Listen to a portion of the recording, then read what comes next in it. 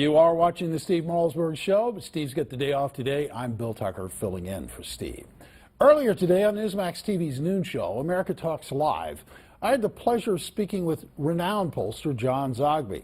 He's a Newsmax contributor, senior partner at John Zogby Strategies, director of the Keenan Center for Entrepreneurship, and author of We Are Many, We Are One, Neo-Tribes and Tribal Analytics in the 21st American Century. We have an election that's coming down to the wire. Less than 7 days to go. We're in a dead heat. You've got polls that are all over the place. The LA poll has Trump holding like a nearly 6-point lead.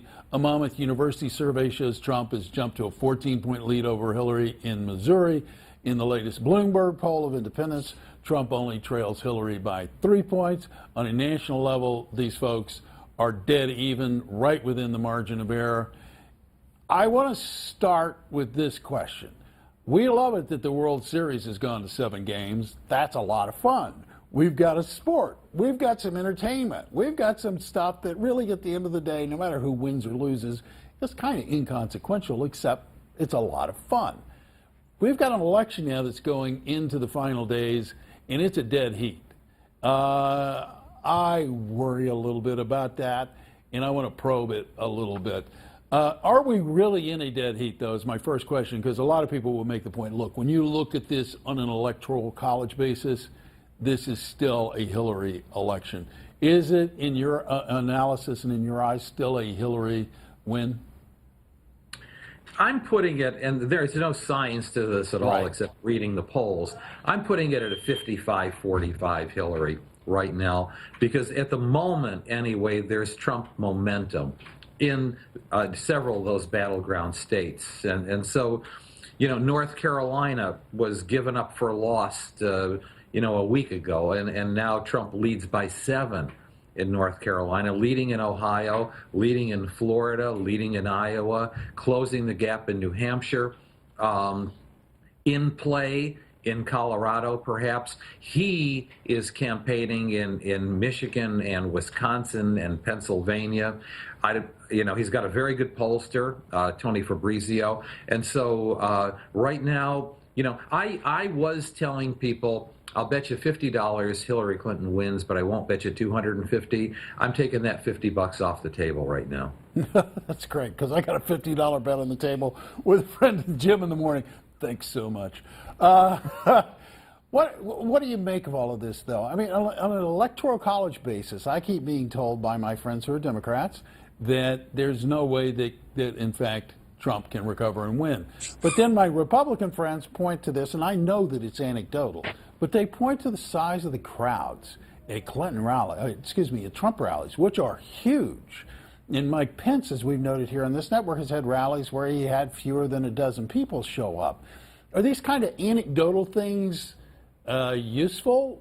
Do they tell us anything, or are they just good conversation between folks? I've never been one to go by crowd size and intensity, simply because so much of that is organizational. But, in terms of polling numbers, when 54% of Trump supporters say they are very enthusiastic about voting for him, and Hillary Clinton supporters, 41% are enthusiastic about voting for her, that is a measurable difference, and it's a measurable difference, especially when the race is as close as it is, both nationally and in the battleground states. And so a difference of level of enthusiasm, or add to that 7% of Clinton, those who were leaning towards Clinton, now saying that they're less likely to vote for her because of James Comey's announcement last week. That's a 7% attrition that she really can't use at this point. Well, this is all fine and good, but we are coming to the end of a very real game. This isn't a sports contest. This is about the direction and leadership of the country. So my question is I'm not asking you if we need a landslide, but I do wonder if we don't need something decisive to happen so that one or the other, in fact, win the race, maybe not in a landslide fashion. Do you think we need, or do you think we're even going to get a decisive decision on an election? I think there's a very good chance where we are now, I mean, who knows what's going to, there's Right. how many news cycles between now and next Tuesday. But where we stand now, there's a very good chance that we have another election like 2000 or 2004 where it's questionable, or someone pulls out the 270 plus electoral votes, but it's not what you would call a decisive victory, in which case then this becomes another one of those Armageddon elections where one side says to the other, I can't accept you. I really genuinely hope not, because I don't think the country can stand it. And it's Yeah. I've got a special that's airing tonight where I went through the newly renovated Nixon Library with Ben Stein. And when we got to the 1960 election cycle, Ben stopped and said, you know, he could have challenged. He should have challenged maybe. He had a legitimate reason to challenge. But Nixon, at least publicly, said, no, I'm not going to challenge this election or the legitimacy of it because the country's too torn apart. We need to move forward together. I, frankly, John, don't see either one of these two candidates being gracious enough to concede that. What are your thoughts on this?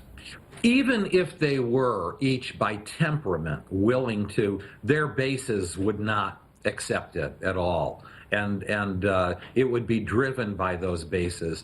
You know, Hillary Clinton's obvious.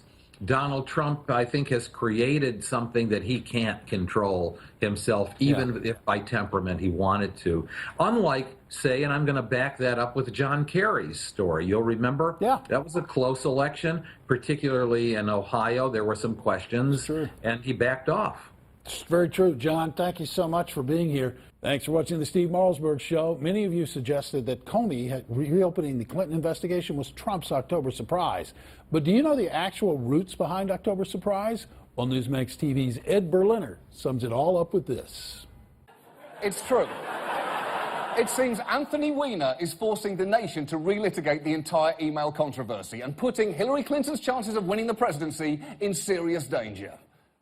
Carlos danger. Damn it, Weiner! For the record, this is a Winflex! I'm not having fun!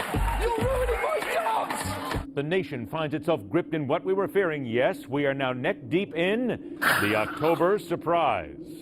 We never thought we were going to say thank you to Anthony Weiner. And while that may be true in some minds, the fact remains there are plenty of concerns on both sides of the fractured aisle about what FBI Director James Comey did and why he did it.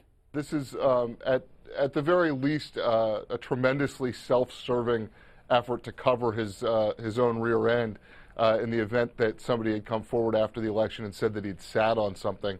Which brings us to the phrase October surprise, a term that actually wasn't in our lexicon until the 1972 presidential election, when a single comment made by then National Security Advisor Henry Kissinger at a White House press conference 12 days before the election, focusing on the long nightmare that was the Vietnam War, shocked the American public and all but sealed the re-election of Richard Nixon. We believe that peace is at hand. We believe that an agreement is within sight. But Kissinger's assertion was an overstatement. The most intense bombing campaign of the war was about to begin. Still, it helped deliver what was already considered to be a Nixon victory. Only one shock announcement is considered to have even remotely affected a presidential election. The audio tape of Mitt Romney's comment about 47% of Americans who pay no income taxes ballyhooed. But it was noted in September and had been out there for public listening since May. October surprises may give the media something to talk about, but they have a history of forcing very little, if any, real change in the election. Ed Berliner, Newsmax TV.